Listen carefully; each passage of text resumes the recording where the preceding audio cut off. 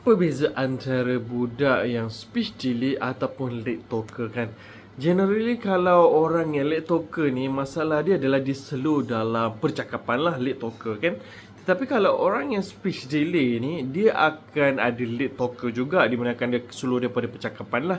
Tetapi dia akan ada masalah daripada developmental lain juga, sebagai contoh daripada social ke, benda-benda macam ke arah autism, tetapi dia bukan autism. So dalam video ni kita cuba buat perbezaan lah antara orang yang late talker dan juga budak yang kena speech delay. First adalah masalah utama antara dua condition ni adalah kalau late talker ni dia ada masalah daripada percakapan sahaja, tetapi untuk budak yang speech delay ni dia akan ada masalah percakapan lah, masalah social, masalah untuk maintain eye contact lah. So boleh nampak lah yang late talker ni mostly berkaitan dengan talking sahaja. Speech delay ni banyak berkaitan dengan benda-benda lain juga. Kedua adalah untuk late talker ni, walaupun dia ada masalah untuk bercakap, tetapi dia boleh faham arahan yang diberikan kepada dia. Tapi untuk speech delay ni dia susah sikit nak faham apa mesej yang disampaikan oleh mak bapak dia. Ketiga adalah untuk late talker ni, walaupun dia susah nak bercakap, tetapi dia akan cuba untuk bercakap walaupun dia ada masalah. Tapi untuk budak speech delay ni, dia kurang sikit usaha untuk bercakap tu. So dia akan banyak prefer menggunakan bahasa isyarat instead of dia bercakap. Dan kalau kita tengok daripada interaksi sosial pula, budak late talker ni tak ada masalah untuk dia bersosial dengan budak sekeliling.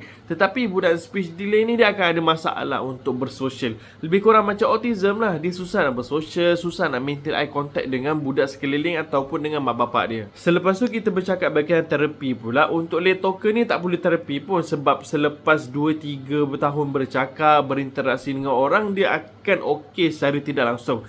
Tetapi untuk budak yang ada speech delay ni pula, dia perlu ada intervensi awal lah. Sebab tu dia kena pergi hantar kepada speech therapy ke, OT ke, fizioterapy dan sebagainya. Simptom perbezaan yang ketara untuk korang detect sama ada dia late talker ataupun speech delay. Mana late talker ni semasa dia umur 2 tahun, kalau dia tak boleh nak cakap sehingga 50 perkataan, so ada possibility yang dia ni adalah late talker. Tapi berbanding dengan budak yang speech delay pula, dia of course dia akan cakap kurang daripada 50 perkataan, tapi dalam masa sama dia tak boleh nak faham apa yang mesej yang diberikan kepada dia. Secara tidak langsung dia tak boleh nak faham arahan dan dia tak boleh nak buat arahan yang diberikan kepada dia. Apatah lagi dia akan ada masalah untuk interact dengan orang sekeliling dia, dan juga untuk dia membuat bunyi-bunyi yang sepatutnya budak umur 2 tahun boleh buat. So itu adalah secara general ataupun simple perbezaan antara budak yang ada late talker ataupun dia adalah speech delay. Generally late speaker ni berkaitan dengan percakapan sahaja, dan speech delay ni berkaitan dengan percakapan dan lain-lain.